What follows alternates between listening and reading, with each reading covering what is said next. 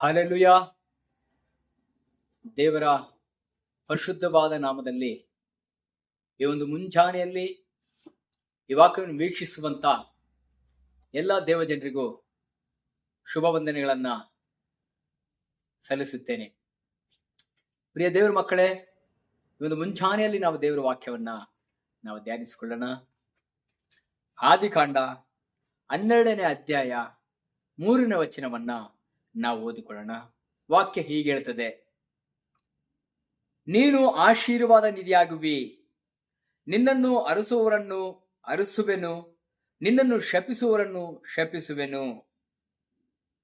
ಇಲ್ಲಿ ದೇವರ ವಾಕ್ಯ ಹೇಳ್ತದೆ, ಅಬ್ರಾಮನನ್ನ ದೇವರು ಕರೆದಾಗ ಅಬ್ರಾಮನಿಗೆ ಹೇಳುವಂತ ಒಂದು ಮಾತು, ದೇವರು ನಿನ್ನನ್ನ ಅರಸುವವರನ್ನ ಅರಸುವೆನು, ನಿನ್ನನ್ನ ಶಪಿಸುವವರನ್ನ ನಾನು ಶಪಿಸುತ್ತೇನೆ ಎಂಬುದಾಗಿ. ಪ್ರಿಯ ದೇವಜನರೇ, ಅಬ್ರಾಮನನ್ನ ನಾವು ನೋಡುವಾಗ ದೇವರು ಆರಿಸಿಕೊಂಡವನು, ದೇವರಿಂದ ಕರೆಯಲ್ಪಟ್ಟವನು, ದೇವರಿಗೋಸ್ಕರ ನೇಮಿಸಲ್ಪಟ್ಟಂತ ವ್ಯಕ್ತಿಯಾಗಿದ್ದನು. ಆದುದರಿಂದ ದೇವರು ಅವನಿಗೆ ಹೇಳುವಂತ ಒಂದು ಮಾತು, ಒಂದು ವಾಗ್ದಾನ ಏನಾಗಿತ್ತು ಎಂಬುದಾಗಿ ನೋಡೋದಾದ್ರೆ, ನಿನ್ನನ್ನ ಅರಸುವವರನ್ನ ಅರಸುವೆನು, ಶಪಿಸುವವರನ್ನ ನಾನು ಶಪಿಸ್ತೇನೆ. ಖಂಡಿತವಾಗಿ ಪ್ರಿಯ ದೇವಜನರೇ, ಇವತ್ತು ದೇವರ ವಾಕ್ಯವನ್ನ ಆಲಿಸುವಂತ ಪ್ರಿಯರಾದವರೇ, ನೀವು ದೇವರಿಂದ ಕರೆಯಲ್ಪಟ್ಟಂತವರು, ದೇವರಿಂದ ಆರಿಸಲ್ಪಟ್ಟಂತವರು, ದೇವರಿಗಾಗಿ ನೀವು ಪ್ರತಿಷ್ಠಿಸಲ್ಪಟ್ಟಂತವರು. ನಿಮ್ಮನ್ನ ಅರಸುವವರನ್ನ ಆತನ ಅರಸುತ್ತಾನೆ, ನಿಮ್ಮನ್ನ ಶಪಿಸುವವರನ್ನ ಶಪಿಸ್ತಾನೆ. ಯಾಕಂದ್ರೆ ದೇವರು ಅಬ್ರಾಮನಿಗೆ ಮಾಡಿದ ವಾಗ್ದಾನದಲ್ಲಿ ನಾವು ಸಹ ಪಾಲ್ಗಾರರಾಗಿದ್ದೇವೆ. ಇದೇ ವಿಷಯವನ್ನ ನಾವು ನೋಡುವಾಗ ಆದಿಕಾಂಡ 27-29 ಬಿ ಭಾಗದಲ್ಲಿ ನಾವು ಓದುವಾಗ ಅಲ್ಲಿ ಸಹ ಹೇಳ್ತಾನೆ, ನಿನ್ನನ್ನು ಶಪಿಸುವವರನ್ನ ಶಪಿಸ್ತೇನೆ, ನಿನ್ನನ್ನು ಆಶೀರ್ವದಿಸುವವರನ್ನ ಆಶೀರ್ವದಿಸ್ತೇನೆ ಎಂಬುದಾಗಿ. ಪ್ರಿಯ ದೇವಜನರೇ, ದೇವರು ನಿನ್ನನ್ನ ಕರೆದಾಗ ನಿನ್ನನ್ನ ಎಷ್ಟು ಮಾತ್ರಕ್ಕೂ ಬಿಟ್ಟು ಕೊಡುವನಲ್ಲ, ಎಷ್ಟು ಮಾತ್ರಕ್ಕೂ ನಿನ್ನ ಅವಮಾನ ಪಡಿಸಲಿಕ್ಕೆ, ಹೀಯಾಳಿಸಲಿಕ್ಕೆ, ಶಾಪಿಸಲಿಕ್ಕೆ, ನಿನ್ನನ್ನು ದೂಷಣಿಸಲಿಕ್ಕೆ ದೇವರು ಬಿಡುವವನಲ್ಲ. ಬದಲಿಗೆ ನಿನ್ನೊಂದಿಗೆ ಇದ್ದು ಅದನ್ನ ನಿನಗೋಸ್ಕರ ಮಾಡಲಿಕ್ಕೆ ಆತನು ಶಕ್ತನಾಗಿದ್ದಾನೆ. ಹಲ್ಲೆಲೂಯಾ. ಆದ್ರಿಂದ ಕೀರ್ತನೆಗಾರನು ಹೀಗೆ ಹೇಳ್ತಾನೆ, ಕೀರ್ತನೆ 35ನೇ ಕೀರ್ತನೆಯಲ್ಲಿ 1ನೇ ವಚನದಲ್ಲಿ ವಾಕ್ಯ ಹೀಗೆ ಹೇಳ್ತದೆ: ಯೆಹೋವನೇ, ನನ್ನ ಸಂಗಡ ವ್ಯಾಜ್ಯವಾಡುವವರೊಡನೆ ವ್ಯಾಜ್ಯವಾಡು, ನನ್ನ ಮೇಲೆ ಯುದ್ಧ ಮಾಡುವವರ ಸಂಗಡ ಯುದ್ಧ ಮಾಡು ಎಂಬುದಾಗಿ ಇಲ್ಲಿ ದಾವೀದನು ಕೇಳಿಕೊಳ್ಳುವಂತದ್ದನ್ನ ನಾವು ನೋಡ್ತಾ ಇದ್ದೇವೆ.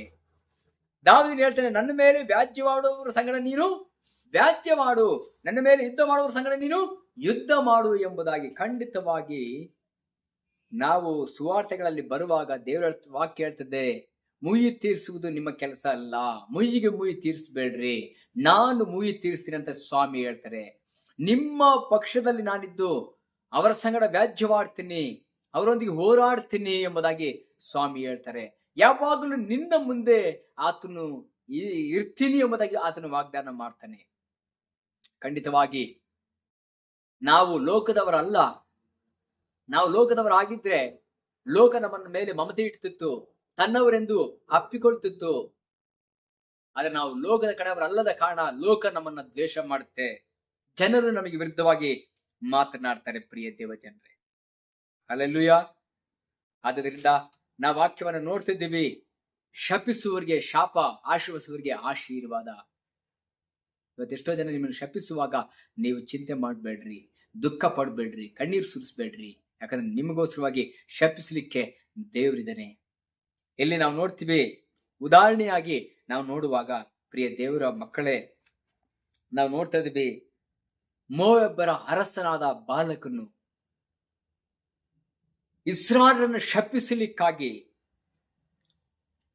ಬಿಳಾಮನನ್ನ ಕರೆ ಕಳಿಸುವಂತದ್ದನ್ನ ನಾವು ನೋಡ್ತಾ ಇದ್ದೀವಿ. ಇಸ್ರಾಯೇಲರು ಅಮೋರಿಯರನ್ನ ಸೋಲಿಸಿದ್ದಾರೆ ಎಂಬುದಾಗಿ, ಸಂಹರಿಸಿದ್ದಾರೆ ಎಂಬ ವರ್ತಮಾನವು ಆ ಬಾಲಕನಿಗೆ ಗೊತ್ತಾದಾಗ ಅವನು ಬಹಳ ಭಯಪಟ್ಟನು, ಎದುರಿ ಬಿಟ್ನು. ಇವ್ರನ್ನ ಹೇಗಾದ್ರೂ ಮಾಡಿ ಜಯಿಸಬೇಕೆನ್ನಂತ ಒಂದು ಆಲೋಚನೆ. ಇವತ್ತು ನೋಡುವ ನಿಮ್ಮನ್ನ ಅನೇಕ ಸಾರಿ ನಿಮಗೆ ವಿರುದ್ಧವಾಗಿ ಜನಗಳು ಎದುರಿರ್ಬೋದು, ಭಯಪಟ್ಟಿರ್ಬೋದು. ಆದ್ರಿಂದ ನಿಮ್ಮನ್ನೇನಾದ್ರೂ ಮಾಡ್ಬೇಕೆಂಬುದಾಗಿ ಅವರ ಆಲೋಚನೆ ಮಾಡ್ಬೋದು. ನಿಮ್ಮ ವಿರುದ್ಧವಾಗಿ ಕುತಂತ್ರಗಳು, ಕುಯುಕ್ತಿಗಳು ಸ್ಟಾರ್ಟ್ ಮಾಡಬಹುದು. ನಿಮಗೆ ವಿರುದ್ಧವಾದಂತ ಮಾಟ ಮಂತ್ರನೋ ವಶೀಕರಣನೋ ಮಾಡಬಹುದು ಜನಗಳು. ಇಲ್ಲ ನಿಮಗೆ ವಿರುದ್ಧವಾಗಿ ಅನೇಕ ಜನಗಳನ್ನ ಅವ್ರೇನ್ ಮಾಡ್ಬೋದು, ಗುಂಪುಗೂಡಿಸಬಹುದು. ನಿಮ್ಮನ್ನು ವಿರುದ್ಧವಾಗಿ ಕೇಡು ಮಾಡ್ಲಿಕ್ಕಾಗಿ ಕಂಪ್ಲೇಂಟ್ ಕೊಡಬಹುದು. ಹೀಗೆ ಹಲವಾರು ಪ್ರಯತ್ನಗಳು ಅವರು ಮಾಡಬಹುದು. ಇಲ್ಲಿ ನಾವು ಈ ಬಾಲಕನನ್ನ ನಾವು ನೋಡುವಾಗ ಬಿಳಾಮನನ್ನ ಶಪಿಸಲಿಕ್ಕೆ ಅವನು ಕರೀತಾ ಇದ್ದಾನೆ. ಅಲ್ಲಿರುವಂತ ವ್ಯಕ್ತಿಗಳನ್ನ ನಾವು ಅರಣ್ಯಕಾಂಡ 22ನೇ ಅಧ್ಯಾಯಕ್ಕೆ ನಮ್ಮ ಬೈಬಲ್ ಅನ್ನು ತೆಗೆದುಕೊಳ್ಳುವಾಗ ಇದ್ರ ಕುರಿತಾಗಿ 22, 23, 24ನೇ ಅಧ್ಯಾಯಗಳಲ್ಲಿ ನಾವು ಅದನ್ನೆಲ್ಲವನ್ನ ಓದ್ತಿದ್ದೀವಿ. ಆದ್ರೆ ಇಲ್ಲಿ 22ನೇ ಅಧ್ಯಾಯ 5ನೇ ವಚನಕ್ಕೆ ಬರ್ಬೇಕಾದ್ರಲ್ಲಿ ಅವನು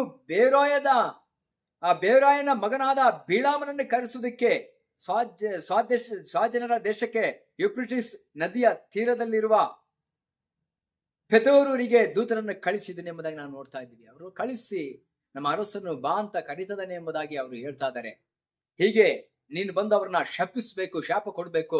ಯಾಕಂದ್ರೆ ನೀನು ಶಪಿಸಿದ್ರೆ ನೀನು ಮಾತಾಡ್ತೀಯ ಅದೇ ರೀತಿಯಾಗಿ ಅದು ಆಗುತ್ತೆ. ಅವ್ರನ್ನ ಶಪಿಸುವುದಾದ್ರೆ ನಾನು ಅವ್ರನ್ನ ಜಯಿಸ್ಬಿಡ್ತೀನಿ ಎಂಬುದಾಗಿ ಅವ್ರು ಕರೆಯುವಂಥದ್ದನ್ನ ನಾವು ನೋಡ್ತಾ ಇದ್ದೀವಿ. ನೀವು ಬಂದು ಶಾಪ ಕೊಡಿ ಎಂಬುದಾಗಿ ಕೇಳ್ತಾ ಇದ್ದಾರೆ. ಆದ್ರೆ ಅದಕ್ಕೆ ಬಿಳಾಮನು ಏನ್ ಮಾಡ್ತಾರೆ ಅಂತ ಹೇಳಿದ್ರೆ, ದೇವರು ನೀನು ಅವರ ಜೊತೆಯಲ್ಲಿ ಹೋಗಬಾರದು. ಆ ಜನಾಂಗದವರು ನನ್ನ ಆಶೀರ್ವಾದ ಹೊಂದಿದವರು, ಅವರನ್ನು ಶಪಿಸಬಾರದು ಎಂದು ಹೇಳಿದ. ನೋಡಿ, ದೇವರು ಬಿಳಾಮನಿಗೆ ಹೇಳ್ತಾ ಇದ್ದಾನೆ, ನೀನು ಅವ್ರ ಜೊತೆಗೆ ಹೋಗ್ಬೇಡ. ಆ ಜನರು ಯಾರನ್ನ ಶಪಿಸಕ್ಕೆ ನೀನು ಹೋಗ್ತೀಯ, ಅವರು ನನ್ನ ಆಶೀರ್ವಾದ ಹೊಂದಿದಂತ ಜನರು. ಇವತ್ತು ನೀವು ಆಶೀರ್ವಾದ ಹೊಂದಿದಂತ ಜನರು ನಿಮ್ಮನ್ನ ಶಪಿಸಲಿಕ್ಕೆ ಯಾರನ್ನು ಸಹ ದೇವ್ರು ಬಿಡಲ್ಲ. ಶಪಿಸಿದ್ರೆ ಅದು ಯಾವುದೇ ಕಾರಣಕ್ಕೂ ಆಗಲ್ಲ. ನೀವು ದುಃಖ ಪಡಬೇಡ್ರಿ, ಕಣ್ಣೀರು ಸೂಸ್ಬೇಡ್ರಿ, ಎದರಬೇಡಿ, ಅಳುಬೇಡ್ರಿ ಪ್ರಿಯ ದೇವ್ರ ಮಕ್ಕಳೇ. ಯಾಕಂತಂದ್ರೆ ದೇವರು ನಿಮ್ಮನ್ನು ಆಶೀರ್ವದಿಸಿದ್ದಾನೆ. ಯಾವ ಶಾಪಗಳು, ಯಾವ ಮಾಟಗಳು, ಮಂತ್ರಗಳು ನಿಮಗೆ ತಗಲೋದಿಲ್ಲ.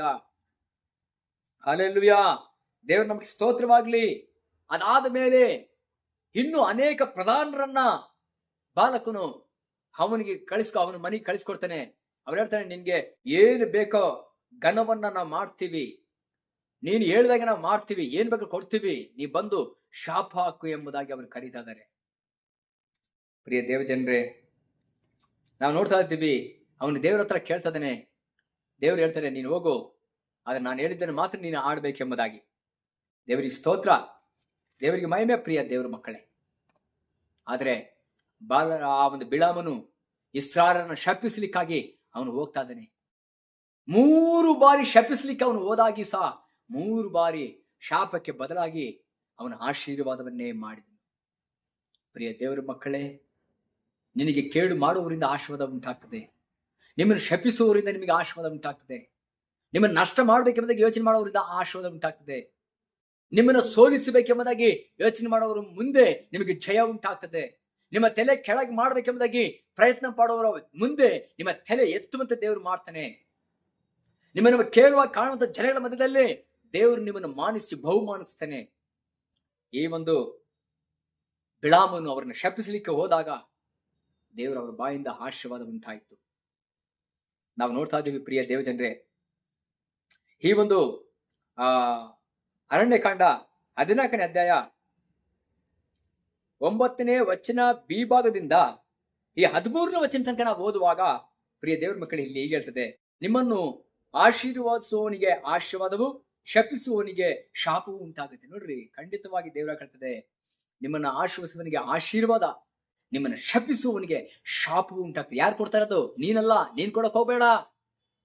ದೇವರು ನಿನ್ನ ಪರವಾಗಿ ನಿಂತು ನಿನ್ನಿಗೋಸ್ಕರವಾಗಿ ಮಧ್ಯಸ್ಥಿಕೆ ವಹಿಸಿಬಿಟ್ಟು ನಿನ್ನನ್ನು ಶಪಿಸುವವನಿಗೆ ಶಾಪವು, ನಿನ್ನ ಆಶೀರ್ವದಿಸುವವನಿಗೆ ಆಶೀರ್ವಾದವು ಕೊಡ್ತಾನೆ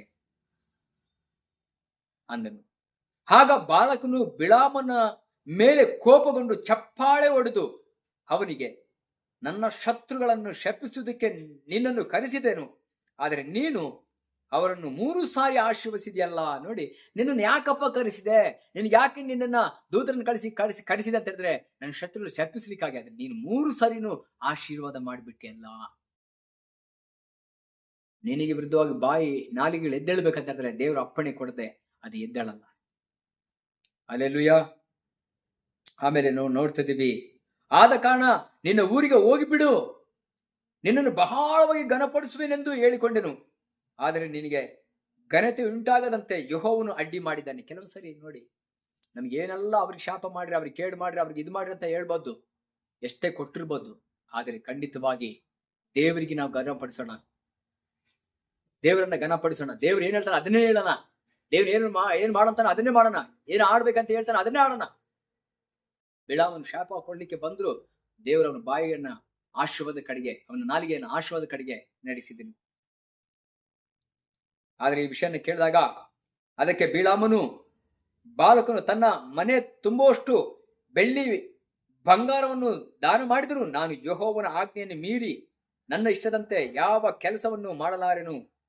ಯೆಹೋವನು ಆಜ್ಞಾಪಿಸಿದ್ದನ್ನೇ ಮಾಡ್ತೇನೆಂದು ನೀನು ನನ್ನ ಬಳಿಗೆ ಕಳಿಸಿದ ದೂತರಿಗೆ ನಾನು ಹೇಳಲಿಲ್ಲವೇ.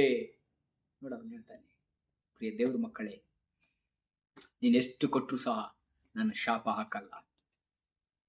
ನಾನು ಇನ್ನೊಬ್ಬರಿಗೆ ಕೇಡು ಮಾಡಲ್ಲ, ಮತ್ತೊಬ್ಬರಿಗೆ ನಷ್ಟ ಮಾಡಲ್ಲ. ದೇವ್ರು ನನಗೆ ಏನ್ ಹೇಳಿದಾನೆ, ದೇವ್ರು ಏನ್ ಮಾಡ್ಬೇಕಂತ ಅದನ್ನೇ ಮಾಡ್ತೀನಿ. ಹೌದು, ಇವತ್ತು ವಾಕ್ಯವನ್ನು ಕೇಳುವಂತ ದೇವರ ಜನರೇ, ನಾವು ದೇವರಿಗೆ ಭಯಪಡೋಣ, ದೇವ್ರಿಗೆ ಒಳಪಟ್ಟು ಜೀವಿಸೋಣ, ಯೇಸು ಸ್ವಾಮಿಗೆ ಒಳಪಟ್ಟು ಜೀವಿಸೋಣ. ಯೇಸು ಸ್ವಾಮಿ ಹೇಳೋದನ್ನೇ ನಾವು ಮಾಡೋಣ. ಅನೇಕರು ದುಡ್ಡು ಕೊಟ್ಟು ಹಣ ಕೊಟ್ಟು ನಮ್ಮನ್ನು ಕೊಂಡುಕೊಳ್ಳಲಿಕ್ಕೆ ಪ್ರಯತ್ನ ಪಟ್ಟಾಗ ಅದಕ್ಕೆ ಒಳಪಡಬೇಡ್ರಿ. ಲೋಕವು ಅದರ ಆಸೆಯು ಗತಿಸಿ ಹೋಗ್ತದೆ, ಹಣದಾಸೆಯು ಸಕಲ ವಿಧವಾದ ಕೆಟ್ಟತನಕ್ಕೆ ಕಾರಣ ಎಂದು ದೇವರು ಹೇಳ್ತದೆ. ಆದ್ರಿಂದ ದೇವರ ಮನುಷ್ಯನೇ, ನೀನಾದರೂ ಇದಕ್ಕೆ ದೂರವಾಗಿರುವುದಕ್ಕೆ 1 ತಿಮೋಥೆಯ 6ನೇ ವಚನದಲ್ಲಿ ದೇವರು ವಾಕ್ಯ ಹೇಳ್ತದೆ. ಆದ್ರಿಂದ ಇಂಥವಕ್ಕೆಲ್ಲ ನಾವು ದೂರವಾಗಿದ್ದು, ನಮ್ಮನ್ನು ಶಪಿಸುವಂತವ್ರನ್ನ ನಾವು ನೋಡುವಾಗ ನಾವು ಶಪಿಸೋದು ಬೇಡ, ಬದಲಿಗೆ ನಾವು ಆಶೀರ್ವಸನ. ನನ್ನನ್ನು ನಿಮ್ಮನ್ನ ಕರೆದದ್ದು ಈ ಲೋಕವನ್ನು ಆಶೀರ್ವಸಲಿಕ್ಕೆ, ಈ ಜನರನ್ನು ಆಶೀರ್ವಸಲಿಕ್ಕೆ. ನಾವು ಆಶೀರ್ವಸೋದಾದ್ರೆ ಅವರ ಆಶೀರ್ವಾದ ಹೊಂದ್ತಾರೆ.